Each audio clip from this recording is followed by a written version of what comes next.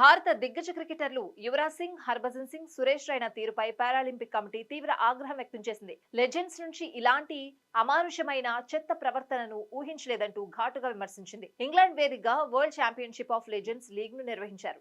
ఇందులో పాల్గొన్న India champions జట్టుకు యువరాజ్ సింగ్ కెప్టెన్ గా వ్యవహరించగా, హర్భజన్ సింగ్, రాబిన్ ఉతప్ప, సురేష్ రైనా తదితరులు సభ్యులుగా ఉన్నారు. ఇక ఈ టీ20 టోర్నీలో భారత్ పాకిస్తాన్ ఛాంపియన్స్ ఫైనల్ కు చేరగా యువి సేన గెలుపొందింది.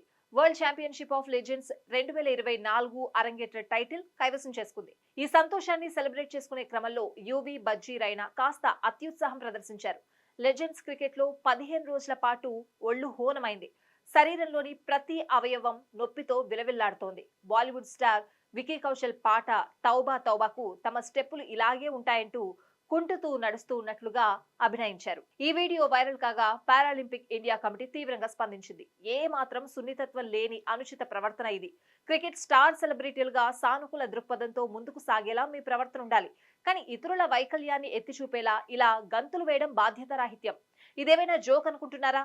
దివ్యాంగుల పట్ల వివక్ష చూపడమే ఇది. ఇలాంటి చర్యలకు పాల్పడ్డందుకు వెంటనే క్షమాపణ చెప్పండి అని పారాలింపిక్ ఇండియా కమిటీ చురకలంటించింది.